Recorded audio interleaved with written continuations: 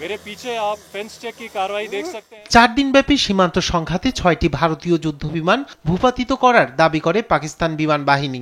ঘটনার পর যুদ্ধবিমান হারানোর বিষয় অস্বীকার করে ভারত সরকার।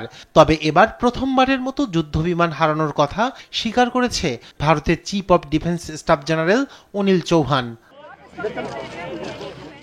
সিঙ্গাপুরে অনুষ্ঠিত শাংরি-লা ডায়ালগে ব্লুমবার্গ টিভিকে দেওয়া এক সাক্ষাৎকারে অনিল চৌহান এর তথ্য নিশ্চিত করেন। যুদ্ধবিমান ভূপাতিত হওয়ার বিষয়টি গুরুত্বপূর্ণ নয়, কিভাবে সেগুলো ভূপাতিত হলো সেটি গুরুত্বপূর্ণ বলেও জানান তিনি। That's because they understand that conflict can swing either way. আমি মনে করি বিমান ভূপাতিত হওয়াটা গুরুত্বপূর্ণ নয়, বরং কেন বিমানগুলো ভূপাতিত হলো, সেখানে কি ভুল ছিল, এগুলো গুরুত্বপূর্ণ।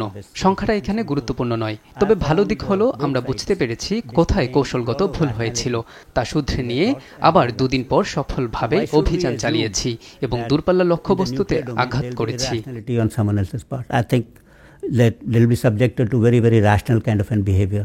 পাকিস্তানের দাবি তারা 6টি ভারতীয় যুদ্ধবিমান গুলি করে ভূপাতিত করেছে। এ বিষয়ে প্রশ্ন করা হলে একই গুজব বলে দাবি করেন অনিল চৌহান। তবে ভারত কতটি যুদ্ধবিমান হারিয়েছে তা জানাতে অস্বীকৃতি জানান তিনি। So Air Force went into a short mode as to why did this happen. অন্যদিকে এই সংঘাতকে গেল 5 দশকের মধ্যে সবচেয়ে ভয়াবহ সামরিক উত্তেজনা বলে মনে করছেন জেনারেল চৌহান। তবে তা কখনোই পরমাণু যুদ্ধের পর্যায়ে পৌঁছায়নি বলেও মত তার। রায়হান কবির শুভ্র, নিউজ ডেস্ক, দেশ টিভি।